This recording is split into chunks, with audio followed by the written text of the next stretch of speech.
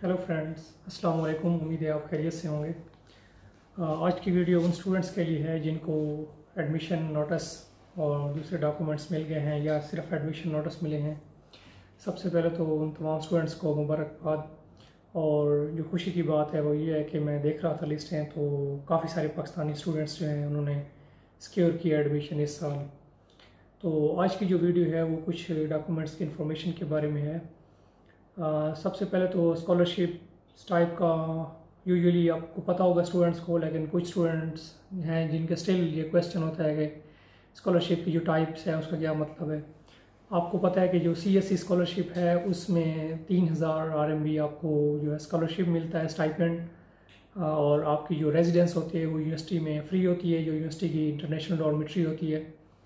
और जो 3000 है उसमें आपने अपने जो है वो खाना वगैरह जो है वो मैनेज करना होता है, बाकी आपकी रिहाइश और स्टडी जो है सारी फ्री होती है। New silk road type A जो है उसके अंदर आपको आपकी जो ट्यूशन फ़ी होती है वो यूनिवर्सिटी की तरफ से फ्री होती है, यूनिवर्सिटी खुद पे करती है, उसी स्कॉलरशिप में होती है। और आपको जो मंथली स्टाइपेंड मिलता है, जो स्कॉलरशिप मिलता है या जो पॉकेट मनी मिलती है वो 1400 RMB मास्टर के लिए और 1700 RMB जो है वो PhD के लिए मिलती है। उस स्कॉलरशिप के अंदर जो है आपको इन 1400 या 1700 के अंदर जो है आपको अपनी रिहाइश और अपना खाना पीना ये मैनेज करना होता है। और जो टाइप बी होती है स्कॉलरशिप उसके अंदर ये जो ट्यूशन फ़ी है आपकी वो फ्री होती है, ट्यूशन फ़ी नहीं पे करनी होती। और आपको जो है ना यूनिवर्सिटी की तरफ से भी कोई स्टाइपेंड नहीं मिलता। तो अमूमन ये जो अभी आए हैं साउथ वेस्ट की यूनिवर्सिटी के अंदर ये मेजर जो स्कॉलरशिप हैं वो हैं। तो इनके अभी जो है new silk road type A और टाइप बी वालों मोस्टली जो स्टूडेंट्स हैं उनको अभी एडमिशन लेटर यकीनन मिल गया होगा कुछ को, और कुछ को जो है वो नेक्स्ट वीक के अंदर ऑलमोस्ट सबको बाकी को मिल जाएगा।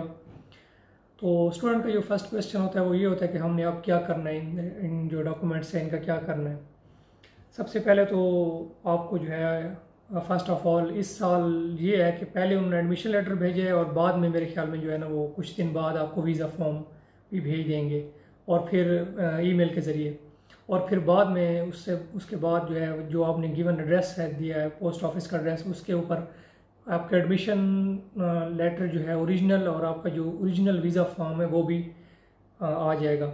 ऑनलाइन सेंड करने का मकसद एक ये होता है कि स्टूडेंट्स को एक तो पता चल जाता है कि हमारा एडमिशन हो गया है, स्कॉलरशिप टाइप कौन सी है, प्रोग्राम कौन सा है।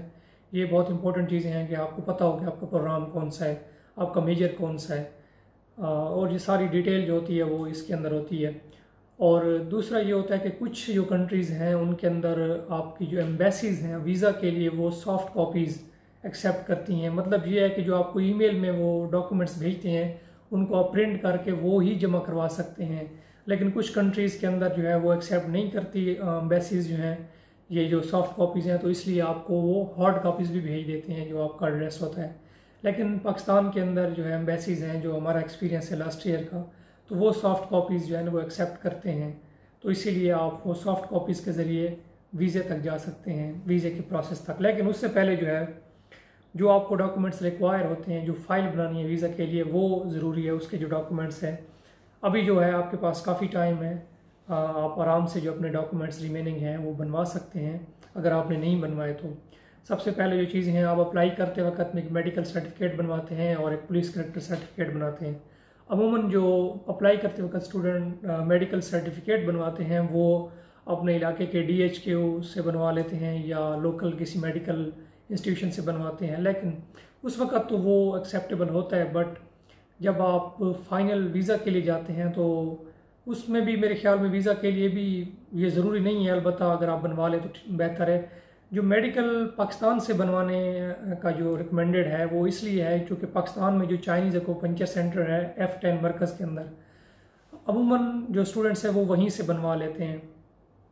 और उसका ये फ़ायदा होता है कि आप वहाँ पे जो पाकिस्तान के अंदर है वो आपका 6000 से लेकर 10,000 के अंदर आपके जो है सारे वो जो टेस्ट रिक्वायर्ड होते हैं वो हो जाते हैं। लेकिन अगर आप वहाँ से नहीं बनवाते, कुछ स्टूडेंट्स का ये भी एक्सपीरियंस रहा है कि उन्होंने वहाँ से वो डॉक्यूमेंट्स जो है ना वो मेडिकल सर्टिफिकेट नहीं बनवाए, उन्होंने यहाँ आके बनवाए चाइना के अंदर। तो ये आपको जब आप पहुँच जाते हैं तो उस वक्त आपने जमा करवाना होता है इंटरनेशनल कॉलेज के अंदर, तो उससे पहले पहले आपने बनवाना होता है। मतलब जैसे ही आप पहुँचते हैं 1 वीक होता है आपके पास, आपने जाके वो यहाँ से बनवाना है या पाकिस्तान से बनवा के आए हैं तो वो आपने जमा करवाना होता है। पाकिस्तान से बनवाने का फ़ायदा ये है कि आप वहाँ 6,000 से लेकर 10,000 के दरमियान जो है ऑलमोस्ट ऊपर नीचे कम बेश जो है ना आपका बन जाते हैं सारे सर्टिफिकेट। लेकिन जब यहाँ आएंगे तो अगर पिछले साल का आपको एक्सपीरियंस बताऊँ और पाकिस्तानी करेंसी में उसको कन्वर्ट करेंगे जो पैसे यहाँ लगते हैं तो ऑलमोस्ट 40 से 50,000 रुपये वो लग जाते हैं आपके यहाँ बनवाने में। तो बेहतर यही है कि आप वहाँ से बनवा के आएँ और खुदा न खास्ता कोई अगर आपको इशू होगा तो वो भी आपको पता चल जाएगा और आप उसका ट्रीटमेंट कर सकते हैं। और दूसरा जो बात है वो ये है कि जो मेडिकल सर्टिफिकेट आप उधर से बनवाएंगे ना उसके बाद भी स्टिल आपको यहाँ से कुछ टेस्ट करवाने होंगे, यहाँ के ब्लड टेस्ट, लेकिन उसके लिए आपको 15 से 20 युआन जो है वो दरकार होते हैं, लेकिन वो इतनी ज़्यादा अमाउंट नहीं है, वो आप इजीली करवा सकते हैं। तो रिकमेंडेड यही है कि आप, हमारा जो एक्सपीरियंस है वो यही है कि आप पाकिस्तान से ही, इस्लामाबाद से ही बनवा के आएँ। दूसरी चीज़ होती है वो अमूमन पुलिस करैक्टर सर्टिफिकेट जो होता है लोग एडमिशन के वक्त बनवाते हैं जनवरी के अंदर या फेब के अंदर, तो वो एक्सपायर हो चुका होता है, तो आपने वो भी नया बनवाना है पुलिस करैक्टर सर्टिफिकेट्स, और उसके ऊपर भी स्टैम्प होनी चाहिए और QR कोड आपका वहाँ पे लाजमी होना चाहिए। ये दोनों चीज़ें जो है वो बेहतर है कि आप उनसे, जो आजकल पुलिस खिदमत सेंटर हैं वहाँ से आप बनवा सकते हैं, क्योंकि एम्बेसीज वाले भी चेक करते हैं और बहुत इंपॉर्टेंट डॉक्यूमेंट है। क्योंकि हम जब चाइना एयरपोर्ट पे पहुंचे थे तो वहाँ भी हमें चेक किया था और उसके बाद भी बहुत सारी जगहों पे जो है ना वो आपका पुलिस करैक्टर सर्टिफिकेट लाजमी देखते हैं, और डॉक्यूमेंट देखें या ना देखें और भी ज़ाहिर देखते हैं, लेकिन पुलिस करैक्टर सर्टिफिकेट जो है ना वो बहुत ज़रूरी है, आपका क्रिमिनल रिकॉर्ड जो है वो लाजमी देखते हैं। उसके बाद हो गई आपकी डिग्रीज़ जो हैं, अगर आपने मैट्रिक और इंटर की डिग्री अभी तक अपने रेलिवेंट बोर्ड से और उसके बाद IBCC से अगर नहीं करवाई तो वो आप भी उसकी टेस्टेशन वगैरह भी करवा लें।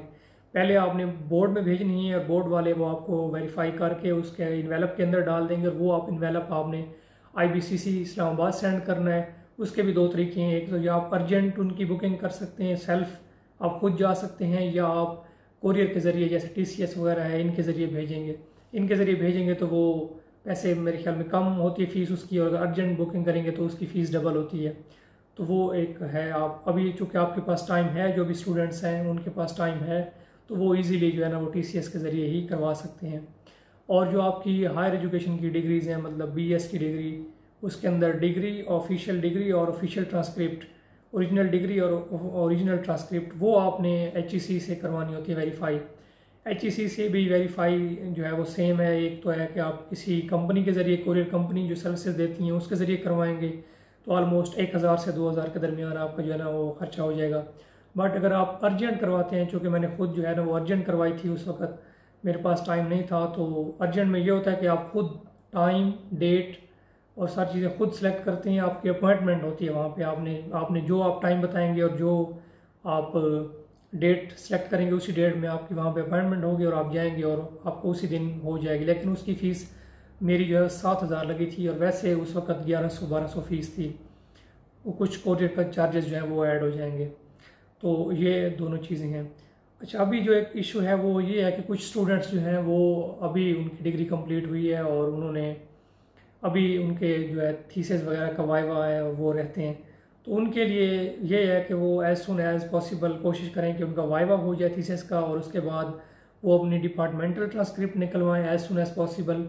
डिपार्टमेंटल ट्रांसक्रिप्ट से वो अपनी ऑफिशियल ट्रांसक्रिप्ट के लिए अप्लाई करेंगे, अर्जेंट ऑफिशियल ट्रांसक्रिप्ट के लिए आप वो ऑफिशियल ट्रांसक्रिप्ट निकलवाएंगे, वो ऑफिशियल ट्रांसक्रिप्ट आपका लाजमी होगा। उसके बाद जो दूसरी है ओरिजिनल डिग्री जो आपकी है, वो तो जाहिर सी बात है अभी नहीं निकलेगी, अमूमन यूनिवर्सिटीज़ के अंदर 1-2 साल लग जाते हैं, तो उसकी जगह पे यूनिवर्सिटीज़ के अंदर प्रोविजनल सर्टिफिकेट और इन लीव सर्टिफिकेट, ये दो एक ही चीज़ के दो नाम हैं।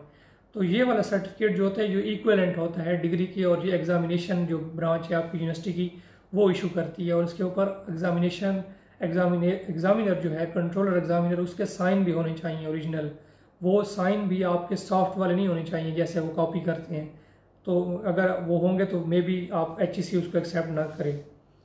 तो वो आपने बनवाने हैं ये दो डॉक्यूमेंट्स, ऑफिशियल ट्रांसक्रिप्ट ज़रूरी है, और उसके बाद इन लीव सर्टिफिकेट या प्रोविजनल डिग्री जो भी आप कह लें उसको, ये लाजमी आप निकलवा सकते हैं, क्योंकि ये आपका जो है वो इस्तेमाल होगा ऑफिशियल डिग्री की जगह पे।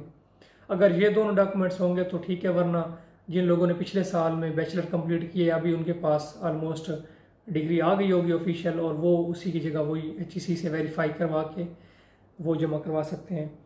उसके बाद ये सारी चीज़ें जो आपका पुलिस कैरेक्टर सर्टिफिकेट है और आपकी जो मैट्रिक, इंटर और BS की जो डिग्री है, ये चीज़ें और ऑफिशियल ट्रांसक्रिप्ट जो है आपकी और ओरिजिनल डिग्री या इन लीव सर्टिफिकेट, ये सारी चीज़ें आपने मोफा का जो है office, ministry of foreign affair का जो ऑफिस है फॉरेन अटेस्टेशन के लिए, वहाँ से आपने करवाने हैं।